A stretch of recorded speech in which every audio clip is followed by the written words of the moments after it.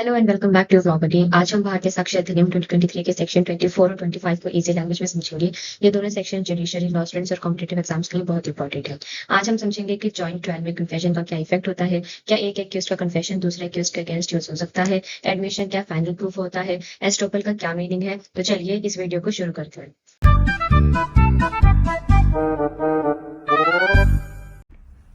Section 24 बात करता है consideration of proof confession affecting the person making it and others jointly under the trial for the same offence. Normally confession सिर्फ उस person के against use होता है जिसने कन्फेशन दिया हो, लेकिन सेक्शन 24 एक एक्सेप्शन प्रोवाइड करता है। अगर एक से ज्यादा एक्यूज्ड हैं और सब एक ही ऑफेंस के लिए जॉइंटली ट्रायल फेस कर रहे हैं और उनमें से एक एक्यूज्ड कन्फेशन करता है जो खुद को और दूसरे एक्यूज्ड को भी इन्वॉल्व करता है, तो कोर्ट उस कन्फेशन को दूसरे एक्यूज्ड के अगेंस्ट भी कंसीडर कर सकता है। लेकिन ध्यान रहे, court may take into consideration, यानी कि कोर्ट के पास डिस्क्रिशन है, ये कंपलसरी नहीं है। और एक और बात कि सिर्फ कन्फेशन के बेसिस पर कन्विक्शन जनरली नहीं की जाती, इंडिपेंडेंट कोरोबोरेशन होना डिजायरेबल होता है। अब इसको एक इलस्ट्रेशन के साथ समझते हैं, जैसे कि ए और बी पर सी के मर्डर का जॉइंट ट्रायल चल रहा है। ठीक है, ए कन्फेशन करता है कि मैंने और बी ने मिलकर सी का मर्डर किया। ये कन्फेशन प्रूव हो जाता है। कोर्ट इस कन्फेशन को ए के अगेंस्ट और बी के अगेंस्ट भी कंसीडर कर सकती है।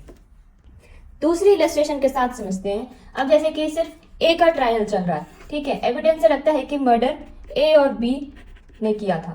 बी ने पहले कन्फेशन दिया था मैंने और ए ने मर्डर किया, लेकिन बी जॉइंटली ट्रायल में नहीं था। कोर्ट इस कन्फेशन को ए के अगेंस्ट कंसीडर नहीं कर सकती, रीजन बीइंग कि जॉइंट ट्रायल ही नहीं है। ठीक है, अब नेक्स्ट हम बात करते हैं एक्सप्लेनेशन 1 के बारे में। ये बात करती है ऑफेंस के मीनिंग के बारे में, यानी ऑफेंस का मीनिंग सिर्फ मेन ऑफेंस नहीं है, इसमें इंक्लूड होगा अबेटमेंट और अटेम्प्ट। अब नेक्स्ट हम बात करते हैं एक्सप्लेनेशन 2 के बारे में।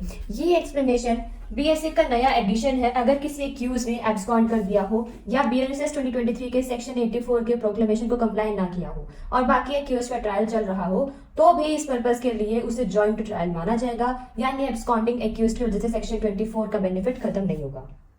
नेक्स्ट हम बात करते हैं सेक्शन 25 के बारे में, जो कि बात करता है admissions not conclusive proof but में एस्टॉप। सेक्शन 25 का प्रिंसिपल बहुत सिंपल है, एडमिशन फाइनल प्रूफ नहीं होता। सिर्फ इसलिए कि किसी पर्सन ने कोई बात एडमिट कर ली, इसका मतलब ये नहीं है कि कोर्ट ऑटोमेटिकली उस फैक्ट को फाइनल मान लेगी, लेकिन कुछ सिचुएशंस में वही एडमिशन एस्टॉपल क्रिएट कर सकता है। अब हम समझते हैं कि admissions are not conclusive proof उसने लिखा है। ठीक है, यानी कि एडमिशन एक इंपॉर्टेंट एविडेंस है लेकिन फाइनल प्रूफ नहीं है, कोर्ट और एविडेंस भी देखेगी। जैसे कि फॉर एग्जांपल ए बोलता है कि ये प्रॉपर्टी बी की है, बाद में डॉक्यूमेंट्स प्रूव कर देते हैं कि प्रॉपर्टी एक्चुअली ए की ही है, कोर्ट डॉक्यूमेंट्स को कंसीडर करेगी, सिर्फ एडमिशन फाइनल प्रूफ नहीं बनेगा। सेकंड पार्ट जो है ये बात करता है एडमिशन में ऑपरेटेड एस्टॉपल।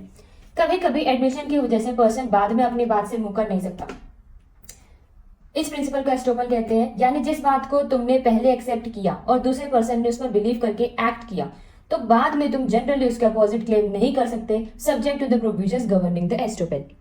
जैसे कि इसको भी एक इलस्ट्रेशन के साथ समझते हैं। ए जो है, ए लैंडलॉर्ड ने टेनेंट को बोला कि तुम 5 साल तक इस शॉप में रह सकते हो। टेनेंट ने उस एश्योरेंस पर लाखों रुपए इन्वेस्ट कर दिए। बाद में लैंडलॉर्ड कहता है कि मैंने कभी तो परमिशन दी ही नहीं थी, तो तुम ये कैसे कर रहे हो। तो ऐसे सिचुएशन में एस्टॉपल का प्रिंसिपल अप्लाई हो सकता है।